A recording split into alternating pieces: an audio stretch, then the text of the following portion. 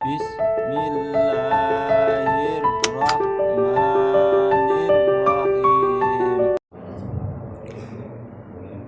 Assalamualaikum warahmatullahi wabarakatuh.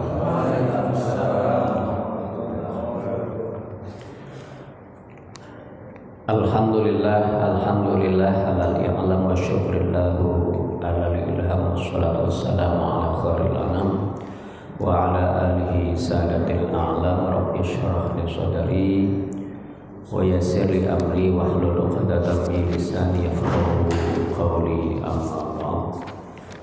Al-hadiniyah wa al-kuliyatin sholihah ila hadratin Rasulullah sallallahu alaihi wasallam wa ala alihi wa azwajihi wa dzurriyyatihi wa ahli baitihi dzurriyyatna ajma'in wa naqussu khususan mu'allifati kitab Syekh wa naqussu khususan Syekh wa naqussu khususan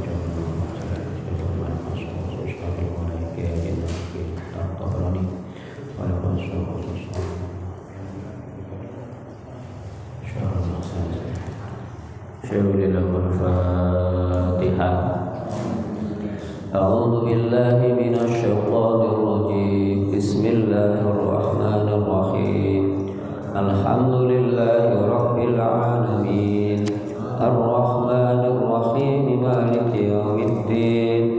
Iyyaka na'budu wa iyyaka nasta'in. Ihdinas siratal mustaqim.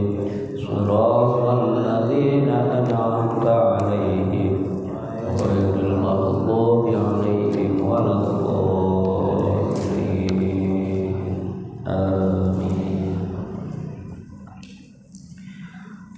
Alhamdulillahirabbil alamin. Puji serta syukur bila sama-sama kita panjatkan kehadirat Allah Subhanahu wa taala pada kesempatan malam yang berbahagia ini di tengah-tengah bulan Rajab. Kita masih diberikan begitu banyak nikmat oleh Allah. Mudah-mudahan nikmat yang Allah berikan ini senantiasa kita pergunakan untuk apa-apa yang menjadi aturan dan juga perintah-perintah Allah, sehingga dengan kita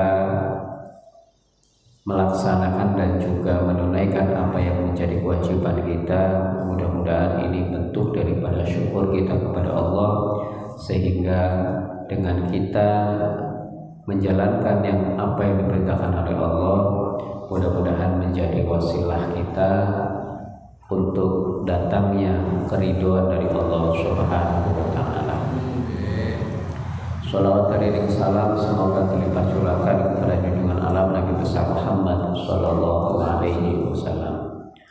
Hadirin jamaah Musholal Mujahidin yang saya muliakan, pada kesempatan malam hari ini kita masih di bab tentang fadlu sholatul jamaah, keutamaan sholat berjamaah.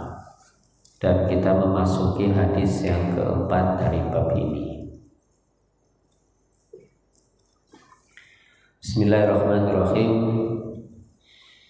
Wa anhu qala atan nabiyya sallallahu alaihi wasallam rajulun a'ma faqala ya Rasulullah laisa li qa'idun yaquduni ilal masjid. Fasa'ala Rasulullah sallallahu alaihi wasallam ayyurakhisa lahu fayusalliya fi baitihi. Farakhasa lahu. Falamma walla da'ahu faqala lahu hal tasma'u nida'a bis-shalah? Qala na'am. Qala fa'ajib. Rawahu Muslim. Dari Abu Hurairah radhiyallahu anhu berkata, ada seorang buta datang kepada Nabi SAW dan dia berkata, wahai Rasulullah, tidak ada seorang pun yang menuntun saya untuk datang ke masjid. Kemudian dia minta keringanan kepada beliau agar diperkenankan salat di rumah. Maka beliau pun mengizinkannya. Tapi ketika ia bangkit hendak pulang, beliau bertanya kepadanya, apakah kamu mendengar azan? Ia menjawab, ya. Beliau bersabda, kamu harus datang ke masjid. Hadis riwayat Muslim. Bismillahirrahmanirrahim. Hadis masih menjelaskan tentang keutamaan sholat berjamaah. Di hadis yang lalu, di pekan yang lalu, di hadis yang sudah terlewati, di hadis yang kedua, bahwa keutamaan daripada orang yang melaksanakan sholat berjamaah ini bukan saja ketika pelaksanaan sholat berjamaahnya ini, tetapi aktivitas sebelum melaksanakan sholat berjamaahnya pun itu menjadi hitungan oleh Allah Subhanahu wa Ta'ala. Ketika berangkat dari rumah, maka langkah kaki menuju sholat berjamaah dihapus satu dosa dan juga diberikan satu pahala manakala seseorang akan menuju ke tempat pelaksanaan sholat berjamaah. Kemudian ketika pelaksanaan sholat berjamaah, maka orang yang melaksanakan sholat berjamaah tentunya lebih baik dibanding dengan orang yang melaksanakan sholat sendirian. Dan selesai daripada pelaksanaan sholat berjamaah, maka orang ini akan dihitung oleh Allah sebagai orang yang melaksanakan sholat walaupun dia tidak melaksanakan sholat. Juga Allah akan memberikan keutamaan bahwa orang ini akan malaikat doakan selama dia ini masih dalam keadaan berwudu, dan juga malaikat doakan orang ini akan diampuni oleh Allah dan juga akan diberikan rahmat oleh Allah. Ini hadis pada pertemuan pekan lalu. Artinya orang yang melaksanakan sholat dari aktivitas wudu, berjalan, dan juga pelaksanaan sholat itu sendiri sampai orang ini selesai melaksanakan sholat dan menanti sholat berikutnya, ada keutamaan-keutamaan yang tentunya keutamaan ini tidak didapatkan bagi orang-orang yang tidak melaksanakan aktivitas sholat tersebut. Dan hadis yang sekarang memasuki hadis yang ketiga masih diriwayatkan oleh sahabat Abu Hurairah, bahwa suatu ketika seorang laki-laki yang tidak melihat, matanya tidak bisa melihat, kemudian mendatangi Rasulullah dan bertanya kepada Rasul, "Ya Rasul, saya tidak punya pembimbing ataupun orang yang mengantarkan saya menuju masjid untuk sholat berjamaah. Apakah kemudian saya diperkenankan untuk sholat di rumah sendirian tidak berjamaah?" Kemudian dalam hal ini Rasul mengatakan, "Ya, engkau mendapatkan rukhsah, engkau mendapatkan keringanan, bolehlah sholat di rumah."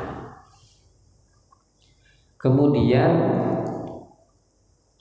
laki-laki tersebut yang bernama Ummi Maktum, Ibnu Maktum ini kemudian dipanggil lagi oleh Rasulullah. "Hai sahabat, engkau mendengar tidak azan yang ada di masjid tersebut?"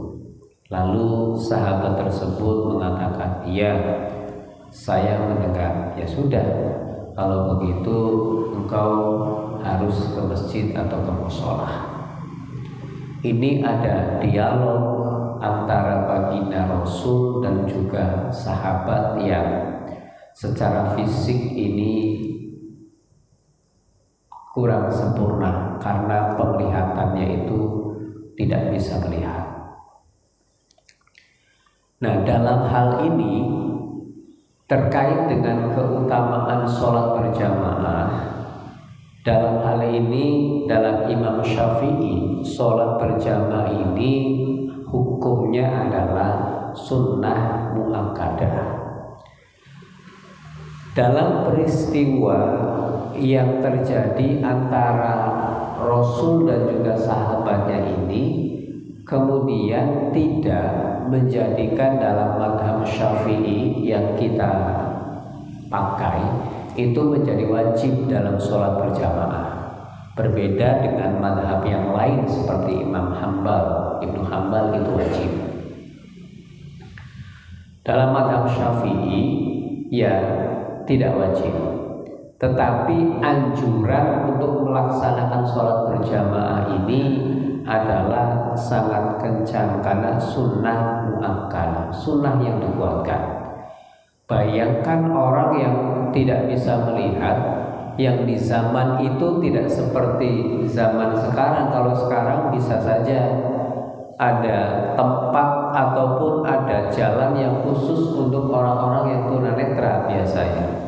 Itu biasanya ada list kuning kalau di trotoar biasanya ya Pak. Ada list kuning, kemudian ada keramik yang agak sedikit kasar. Nah itu untuk orang-orang yang tunanetra, yang dia ketika berjalan di jalan itu ada rutenya seperti itu. Kemudian juga di zaman itu ya tentunya tidak seaman seperti zaman sekarang dari binatang buas tentunya. Ya kalau rumahnya jauh dari masjid atau musola ya maka ada ancaman dari binatang buas di zaman itu. Tetapi di zaman sekarang ya saya rasa kecuali di wilayah-wilayah yang masih banyak hutan dan juga masih banyak binatang buas ya barangkali bisa jadi. Tetapi di wilayah di Jakarta atau di Bekasi sangat-sangat jauh lah dari kemungkinan dari bahaya binatang buas. Berbeda mungkin dengan wilayah-wilayah yang masih banyak hutan dan banyak binatang buasnya, yaitu ada potensi untuk diterkam binatang buas itu pasti ada potensi itu. Tapi kalau di Bekasi saya rasa tidak ada. Nah dalam hal ini orang yang berstatus tunanetra kemudian minta rukhsah kepada baginda Nabi karena tidak ada yang mengantar, tidak ada yang membimbing, dan khawatirlah kekhawatiran yang lain itu muncul hanya sebagai manusia biasa. Dan di awal itu ya silakan sholat di rumah. Tetapi ketika kemudian baginda Nabi mengatakan, apakah engkau mendengar daripada suara azan? Iya, saya mendengarnya. Sudah, kalau begitu datang saja. Nah, datang sajanya di sini kemudian diambil dalam mazhab Syafi'i di sini itu tidak diwajibkan untuk sholat berjamaah. Jadi masih dalam sunnah muakkadah. Nah, kenapa kemudian baginda Nabi memberikan opsi kalau yang sudah datang saja? Ya karena tadi terlampau besar apa yang sudah kemudian Allah sediakan bagi orang-orang yang melaksanakan sholat berjamaah. Ya jadi ya tadilah sayang sekali terlampau besar manakala seseorang meninggalkan sholat berjamaah. Nah ini menjadi motivasi bahwa orang yang secara penglihatan saja tidak bisa melihat kemudian diperintahkan oleh Nabi untuk datang karena tadi terlalu besar daripada pahala yang akan Allah sediakan bagi orang-orang yang melaksanakan sholat berjamaah. Nah ini salah satu daripada sahabat Nabi ketika ingin rukhsah ataupun ingin diberikan keringanan terkait dengan pelaksanaan sholat berjamaah. Nah kayak tadilah istilahnya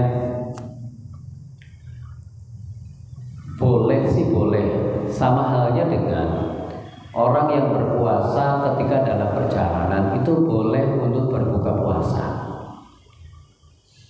Orang yang melaksanakan puasa di bulan Ramadan lalu dia pulang kampungnya ke Surabaya, hampir 16 jam misalkan perjalanan sampai Jogja sudah gak kuat, boleh tidak dia berbuka? Boleh. Tetapi kalau dia kuat ya jangan buka, karena puasa di bulan Ramadan, maka tentunya ada nilai yang berbeda ketika puasa di selain bulan Ramadan. Nah, itu walaupun sama-sama kewajiban, ya nanti juga wajib, sekarang juga wajib, dan wajib itu bisa ditunda, iya bisa ditunda, tetapi keutamaan Ramadan ini yang tidak bisa didapat selain daripada bulan Ramadan. Jadi sama hanya dengan orang yang melaksanakan sholat berjamaah, ya gugur sholatnya karena kita melaksanakan sholat mau berjamaah mau tidak, kewajiban kita adalah melaksanakan sholat, tetapi terlampau besar daripada orang yang meninggalkan sholat berjamaah ini, terlampau besarlah pahalanya manakala itu ditinggalkan. Nah, ini motivasi terhadap kita bahwa walaupun kita tidak bisa menghitung berapa pahala yang akan Allah berikan kepada kita, tetapi kita yakin bahwa dari mulai niat kita, berjalannya kita menuju ke tempat untuk berjamaah, tentunya akan Allah hitung pahala yang akan diberikan kepada kita semua. Bismillahirrahmanirrahim. Kita lanjutkan pada hadis yang selanjutnya. Wa an Abdillah wa qila Amr bin Qais al-Ma'ruf bin Ummi Maktum al-Mu'adzin radhiyallahu anhu annahu qala ya Rasulullah innal madinata katsiratul hawami was-siba' faqala Rasulullah sallallahu alaihi wasallam tasma'u hayya 'alal shalah hayya 'alal falah fa hayya 'ala rawahu Dawud bi isnad hasan wa amarna hayya 'ala ta'ala.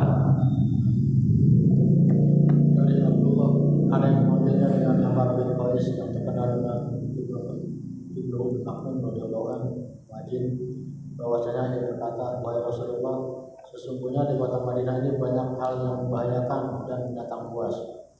Rasulullah SAW bersabda, apabila kamu mendengar hayya 'alas shalah hayya 'alal falah, maka kamu harus mendatanginya.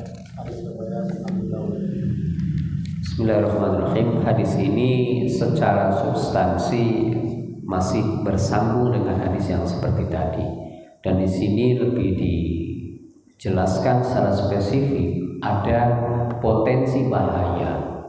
Kalau yang tadi itu tidak ada potensi bahaya terhadap keselamatan, tetapi dalam hal ini ada potensi bahaya bahwa ketika dari rumah menuju ke masjid itu ada potensi akan diterkam oleh binatang buas, apakah itu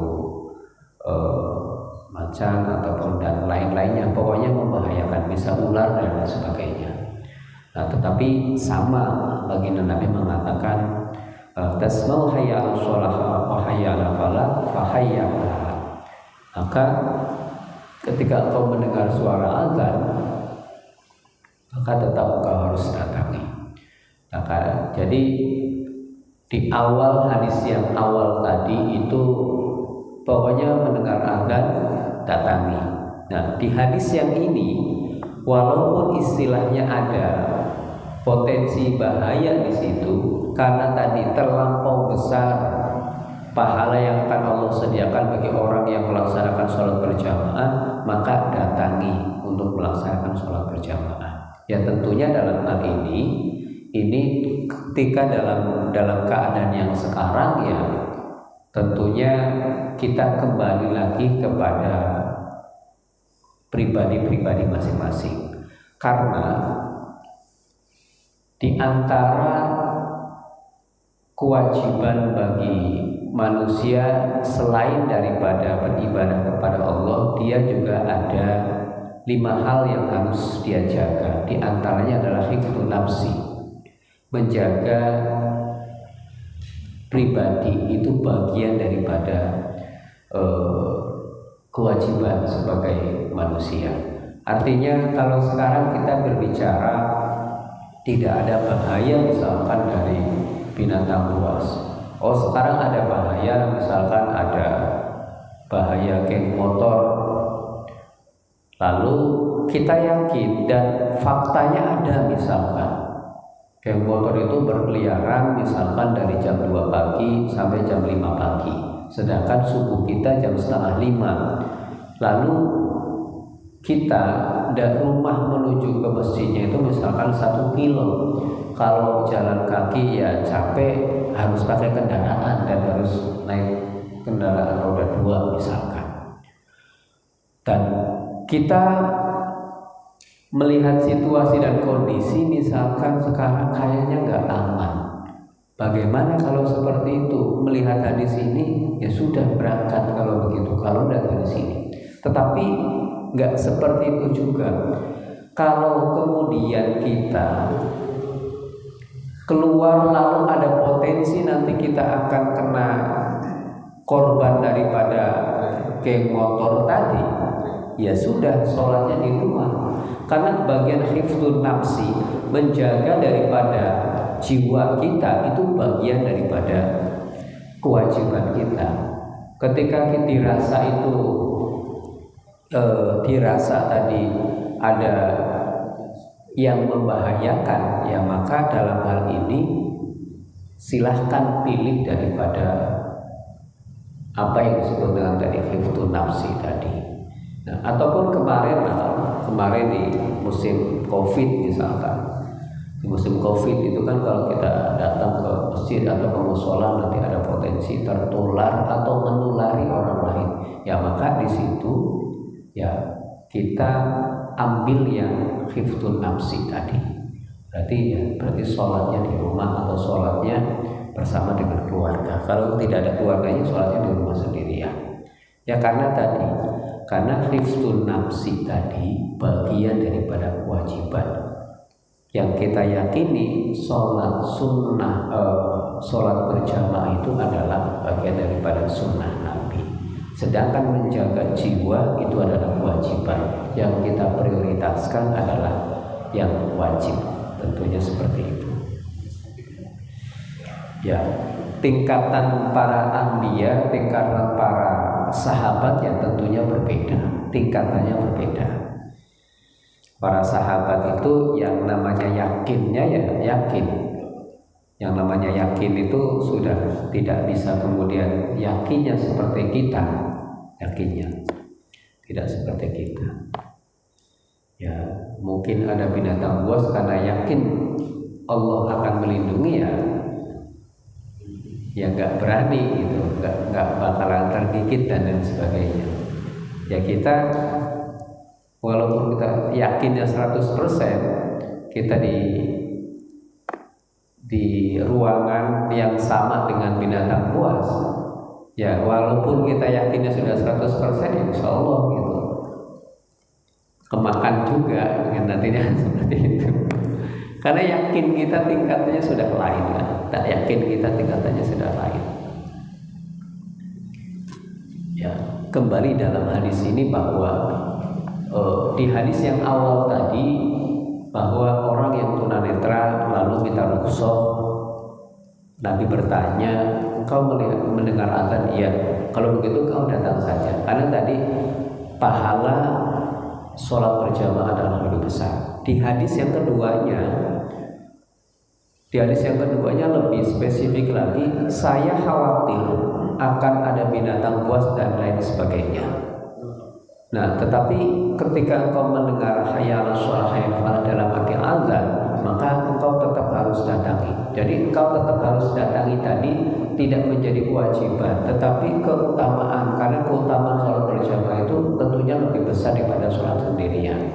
Nah, tentunya kita bisa kemudian di-compare dengan hadis-hadis yang lain, bahwa ada hal yang lain seperti kita sekarang ketika Covid kemarin dianjurkan untuk sholat sendirian atau sholat tidak berkerumun, sholatnya di rumah misalkan.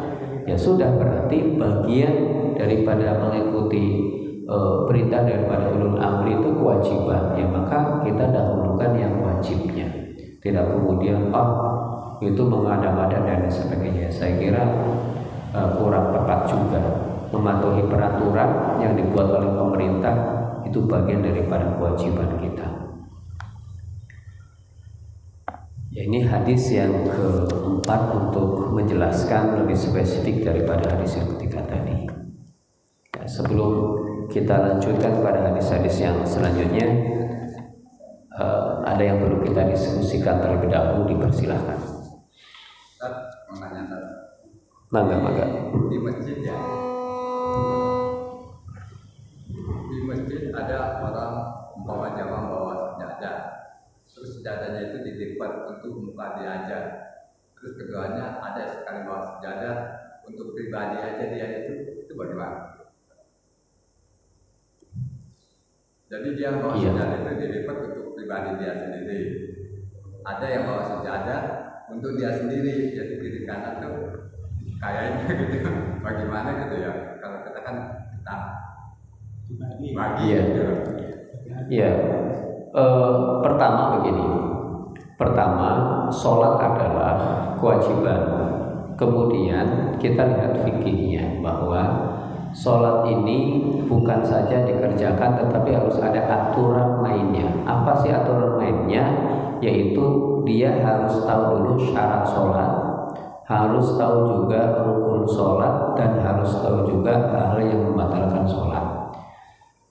Kemudian di antara syarat sholat, maka sholat itu harus menutup aurat. Aurat laki-laki baina surah wa rukbah, antara pusar sampai lutut itu auratnya laki-laki. Jadi kalau ada orang sholat misalkan pakai celana kolor saja yang menutupi pusar sampai lutut ke bawah dikit 2 cm dari lutut, sah tidak sholatnya? Sah secara fikih. Nah, tetapi secara etika maka itu kurang beretika, sehingga baginda Nabi kemudian memberikan contoh cara berpakaian yang sunnah itu seperti apa. Baginda Nabi diikuti oleh sahabat, diikuti oleh tabiin sampai para ulama. Kemudian ulama kemudian mencontohkan apa yang sudah menjadi contoh oleh para guru-gurunya. Nah, sehingga walaupun wajibnya itu baina surah wa rukbah, antara pusar dan lutut itu wajibnya, tapi tidak dilaksanakan seperti itu oleh para guru-guru kita. Guru-guru kita rapi kalau sholat. Guru-guru kita rapi pakai lengan panjang, kemudian pakai jubah atau pakai gamis atau pakai sarung, kepalanya ditutup dan lain sebagainya. Itu guru-guru kita mengajarkan seperti itu. Nah, berkaitan dengan perangkat sholat yang ada, perangkat sholat pribadi maupun perangkat sholat umum, ini kemudian tidak diatur dalam fikih. Perangkat sholat contoh misalkan, yang diatur dalam fikih adalah suci dalam pakaian, badan, dan tempat. Itu saja yang diatur, bahwa tempatnya harus suci, badannya harus suci, pakaiannya harus suci. Itu saja yang diatur. Nah, itu fikih tidak mengatur kemudian kalau tempatnya digunakan misalkan untuk satu saat digunakan untuk hajatan, satu saat digunakan untuk beribadah, boleh tidak? Yaitu nanti ada hal yang lain. Tetapi dalam hal fikih mengatur tempat, pakaian, dan juga badannya harus suci. Nah, lalu ada perangkat yang digunakan dalam sholat, ada yang milik pribadi dan ada yang milik umum. Contoh milik umum seperti karpet seperti di musola, ini kan milik umum. Maka kalau milik umum ya seyogianya harus digunakan untuk umum. Dan ketika ada perangkat yang itu milik pribadi, ya maka terserah daripada yang mempunyai daripada milik pribadi tersebut. Apakah minyak wanginya mau milik pribadi, apakah kemudian selama sholat itu taruh di mimbar misalkan, siapa saja yang mau menggunakan silakan, atau dia tetap dikantongin saja. Artinya dalam hal ini sah-sah saja, boleh-boleh saja, karena dalam hal ini adalah milik pribadi. Begitu juga dengan perangkat sholat seperti sajadah, ya maka secara penggunaan dia mau berbagi dengan tetangganya atau tidak dengan tetangganya, secara hukum fikihnya ini tidak diatur. Artinya boleh-boleh saja. Dalam hal ini hukumnya bagaimana? Ya mubah saja. Berbagi silakan, enggak juga enggak apa-apa. Nah, artinya secara fikih tidak diatur. Secara fikih tidak diatur. Jadi kalau ditanya boleh tidak ketika saya membawa sorban atau parfum, lalu saya gunakan untuk pribadi saya ketika berada di tengah-tengah jamaah, yaitu tergantung daripada pribadi masing-masing. Kalau dia milik pribadi, ya maka silakan terserah dia gunakan untuk pribadinya. Tetapi kalau dia mau share ke yang lain, mau mendapatkan misalkan pahala untuk yang lain, ya maka parfum tadi taruh saja di atas mimbar dan ditulis silakan boleh ngambil parfum. Nanti selesai dia bawa pulang misalkan. Jadi dalam hal ini fikih sependek saya membaca ilmu buku fikih atau kitab fikih, maka kaitannya dengan milik pribadi kemudian apakah dia harus digunakan untuk orang lain, itu tidak, karena boleh dia untuk dipanjangkan untuk orang lain, boleh juga tidak. Secara hukum fikihnya itu tidak diatur yang seperti itu, yaitu kembali kepada pribadi masing-masing. Ya, ada hadis yang mengatakan bahwa Rasulullah itu selalu menggunakan sorban itu saja, dan suatu ketika menggunakan sorban itu untuk alas sujudnya. Jadi artinya kan untuk pribadi. Nah, orang-orang bisa jadi sekarang menggunakan sajadah atau sorban yang tapak sujudnya sendiri gitu. Jadi kan apakah ini juga sunnah gitu kan? Ini bagian dari sunnah Rasulullah.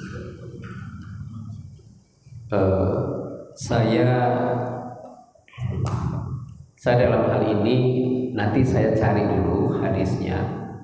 Saya belum bisa menjawab sorban Rasul kemudian diletakkan untuk sujudnya, itu PR saya. Tetapi intinya bahwa apa yang kemudian dikerjakan oleh baginda Nabi, baik itu dalam hal ibadah maupun non ibadah, tanda kutip, itu sunnah Rasul. Contoh misalkan baginda Rasul itu sesekali memandang rembulan. Memandang rembulan itu ya siapa saja memandang, mau orang kafir mau orang muslim. Tapi kita sebagai orang muslim ketika memandang rembulan, oh iya, baginda Rasul pernah memandang rembulan, saya ikutan memandang rembulan, itu sunnah.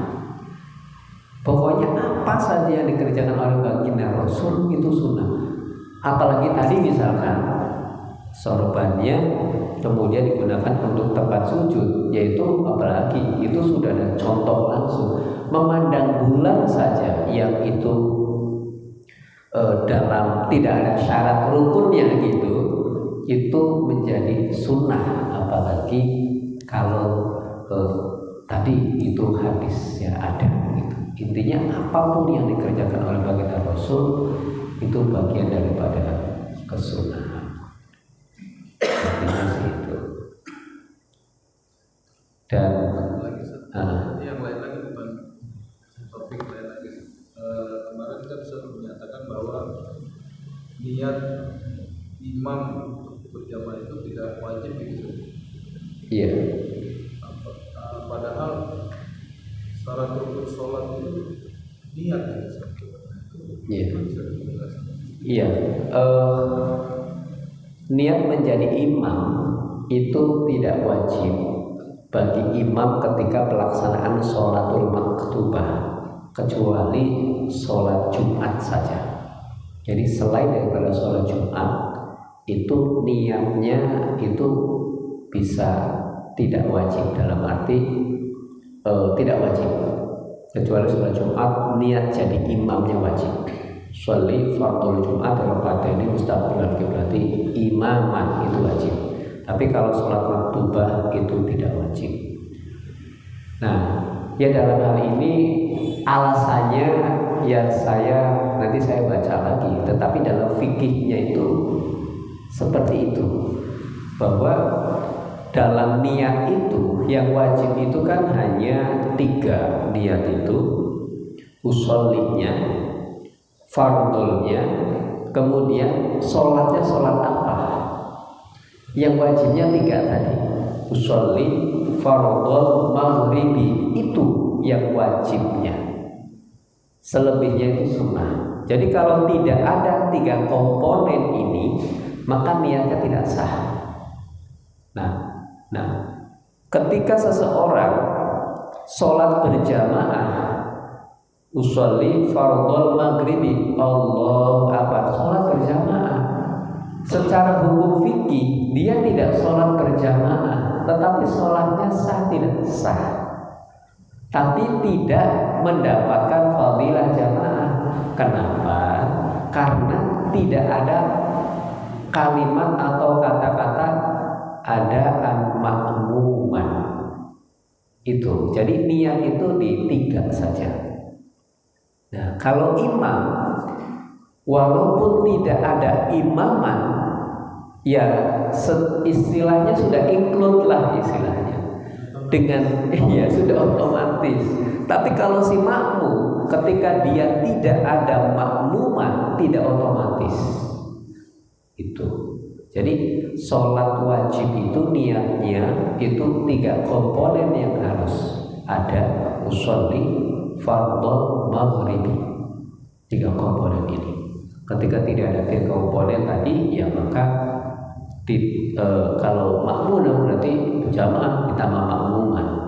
Kalau tidak ada makmuman, sah tidak sah sholatnya, tetapi tidak dianggap dia sholat berjamaah. Kalau imam itu istilahnya sudah otomatis, tapi keterangannya, alasannya kenapa sih, yaitu hikmahnya apa dan lain sebagainya, barangkali nanti kita gali kembali.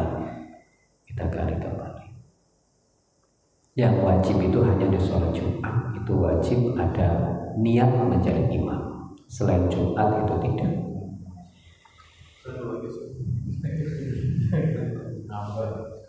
Itu terkait kadang-kadang kita suka sebagai orang Indonesia kan suka bersolawat itu saja. Padahal ini kan dalam sholat Allahumma sholli. Kalau yang ini kan tahiyat itu Allahumma sholli ala Muhammad wa ala sholli ala Muhammad. Kadang-kadang kita suka menambahkan Allahumma sholli ala sayyidina gitu. Tapi ada sebagian ulama mengharamkan penambahan kata sayyidina itu. Apa ini gimana? Perdebatan kalau di ulama itu. Ya, ini barangkali secara dalilnya ataupun referensinya saya tidak bisa jawab sekarang. Dalam hal ini antara sayyidina dan non sayyidina ini saya rasa itu sudah cukup ada di tengah-tengah masyarakat kita. Ada yang Allahumma sholli ala Muhammad wa ala sayyidina Muhammad, ada yang Allahumma sholli ala sayyidina Muhammad wa ala sayyidina Muhammad. Itu hal-hal yang seperti itu, apakah sholli ala Muhammad atau sholli ala sayyidina, ini ada 2 pendapat di tengah-tengah masyarakat kita. Tetapi referensi dalilnya saya tidak bisa jawab sekarang. Tetapi intinya 2 hal tadi itu ada di tengah masyarakat kita. Ada yang mengharamkan, ada yang tidak, ada yang membid'ahkan, ada yang tidak. Jadi kan bid'ah itu ya sinonim dengan haram nantinya kan seperti itu, walaupun ada pembagian bid'ah, tetapi dalam hal ini ada yang mengharamkan ya, secara referensi, secara dalil daripada hal tersebut barangkali nanti insyaallah akan kita sampaikan di pertemuan yang akan datang. Tetapi kita yakini bersama bahwa hal ini terjadi di tengah masyarakat kita. Tapi kita berpatokan bahwa guru-guru kita mengajarkan kita seperti itu, ulama-ulama kita mengajarkan kita seperti apa yang kita baca pada saat sekarang, dan kita yakini kebenaran itu, tinggal barangkali dalil dan referensi kita harus kita ketahui seperti itu. Insyaallah nanti diingetin ya Pak soal Sayyidina tadi. Maka sambil menunggu waktu sholat.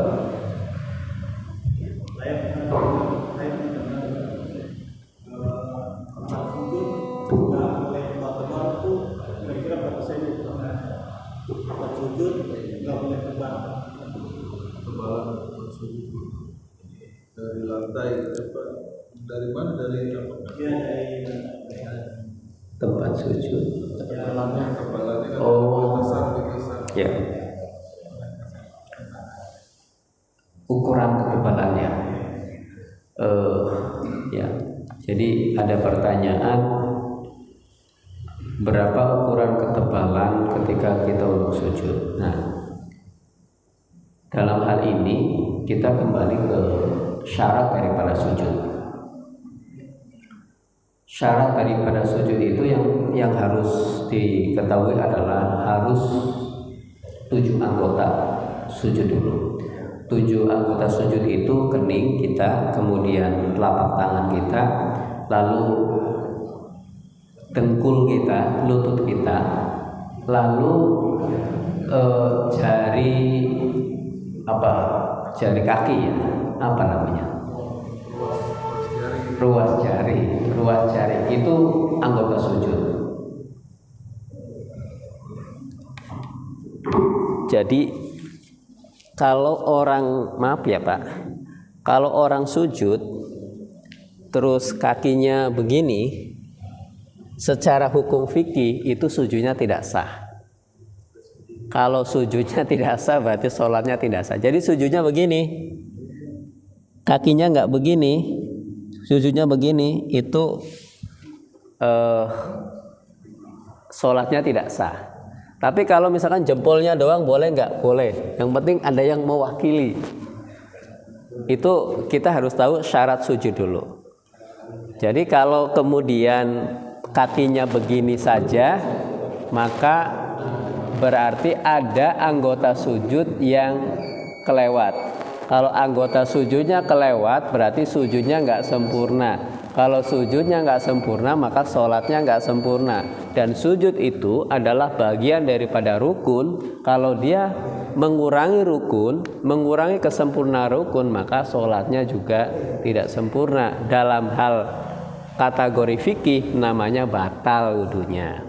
Nah, kemudian dalam sujud itu ada syarat sujud, di antaranya harus, kalau bahasa Cirebon itu namanya metelakan.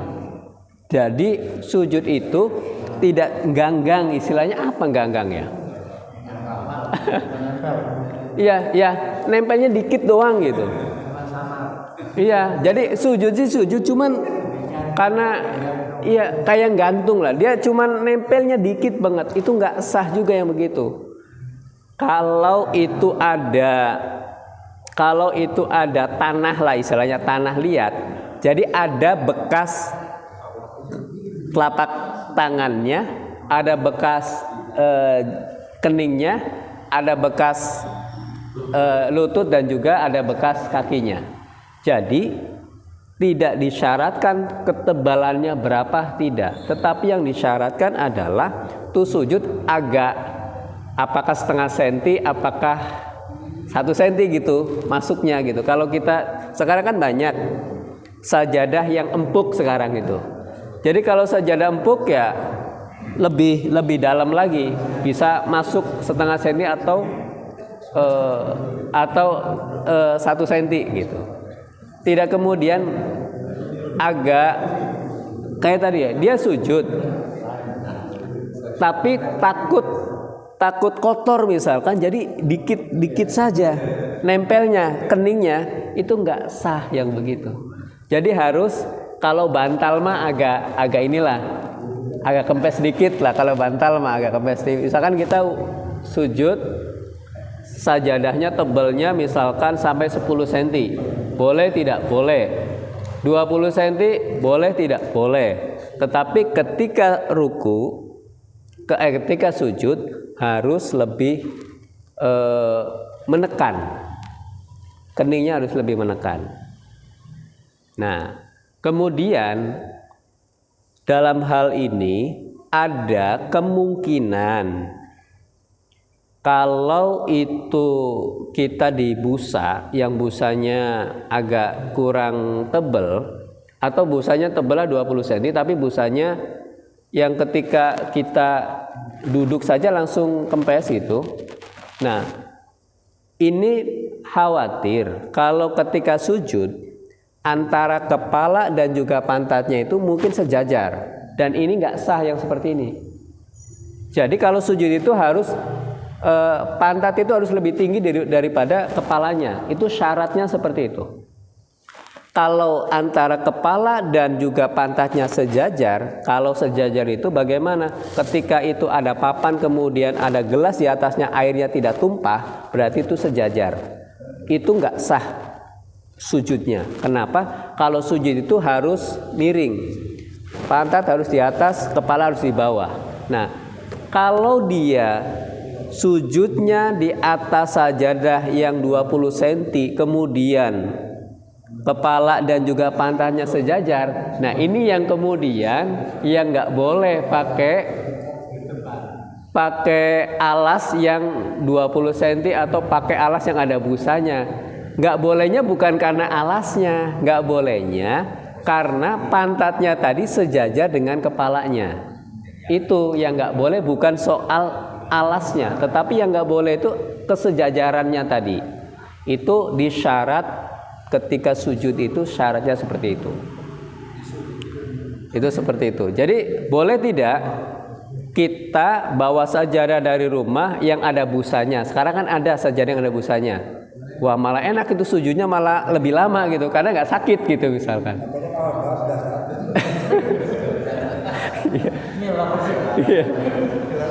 Iya, karena ada yang 5 cm itu kita sujudnya malah enak. Pulas. Iya, malah pulas. Yang biasanya bacanya 3 kali cukup 4 detik, ini mah bisa sampai 10 detik. Karena enak gitu, nyaman gitu sujudnya misalkan. Atau ke karpetnya di Istiqlal atau di masjid-masjid agung itu biasanya tebal-tebal. Masjid yang di Depok itu kan tebal juga itu, enak buat sujud gitu, nggak sakit buat sujud. Nah, itu boleh tidak? Boleh. Nah, jadi syarat sujud itu antara pantat dan juga kepala itu nggak boleh sejajar. Nah, itu mungkin ada orang yang pakai alas lalu pantat dan kepalanya itu sejajar ketika sujud, itu yang menyebabkan nggak boleh, itu alasannya mungkin itu. Nah, tetapi sebenarnya bukan alasan berapa senti, tetapi yang penting tadi syarat sujudnya terpenuhi. Mau 20 cm, mau 10 cm, mau 5 cm itu tidak jadi soal. Makanya kalau ada orang yang sholat Jumat, biasanya bapak-bapak yang kerja lalu ketinggalan, sudah sholat Jumat di tangga. Biasa kan ada aja yang sholat Jumat di tangga, itu nggak sah yang begitu. Karena dia sujudnya begini. Kan begitu. Ya, di tangga at-taqwa karena udah penuh banget. Ya udah sholatnya di situ aja. Ternyata ketika sujud, ya dia ke tangga nomor 4, sedangkan pantatnya di tangga bawah. Ya, itu nggak sah yang model begitu. Karena kepalanya lebih tinggi dibanding dengan pantatnya. Jadi seperti itu. Jadi syarat sujud itu harus kita tahu dulu, bahwa ketika sudah memenuhi daripada syarat sujud, anggota sujud, maka sah. Yaitu itu ada rukhsah yang seperti itu. Kalau yang duduk di bangku, yang duduk di sajadah langsung, itu tidak ada secara sempurna, itu nggak jadi soal yang seperti itu.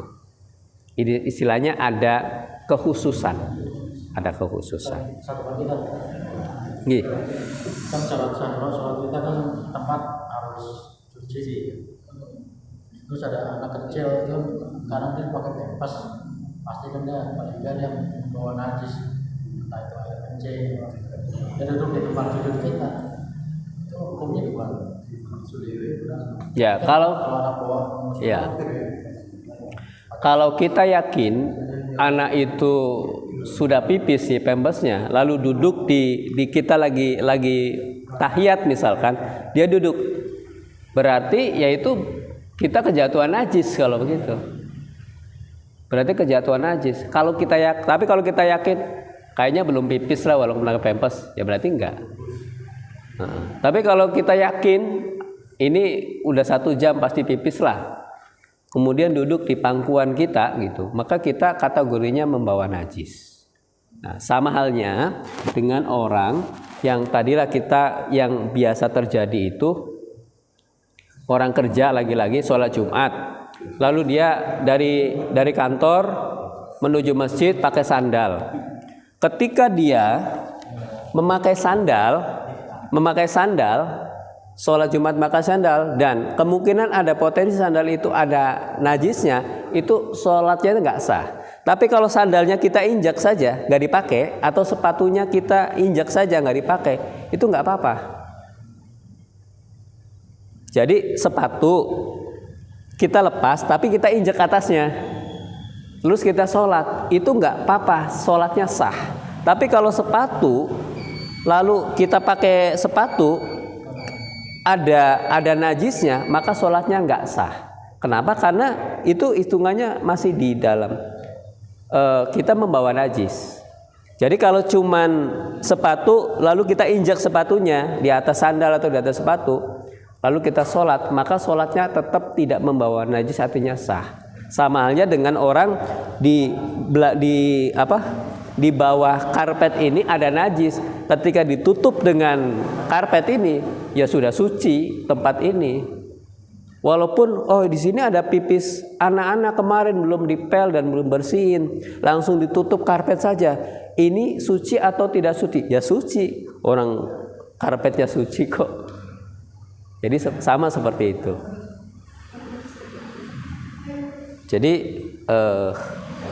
kalau yang tadi pempes tadi ya samalah, kalau dia duduk di tempat kita, sama halnya kita kejatuhan najis gitu. Kalau dia membawa, kita yakini pempes, karena ada dalam fikih itu ketika orang sholat kemudian ada tali yang nempel, tali misalkan ini mah iseng, dalam fikih itu kemudian diberikan gambaran-gambaran ini najis ini tidak najis. Jadi ceritanya orang sholat lalu sorbannya ini ada talinya, diikat talinya itu ternyata di sana masuk ke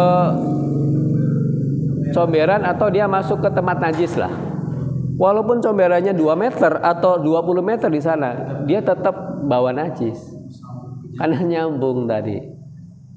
Nah, berbeda dengan kayak tadi, dia sholat sepatunya ada najisnya, kita naik di atas sepatunya aja, diinjak sepatunya, nggak dipakai, itu tidak membawa najis.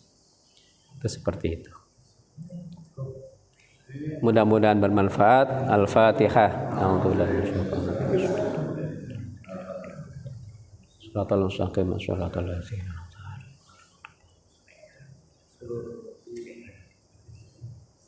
Assalamualaikum warahmatullahi wabarakatuh.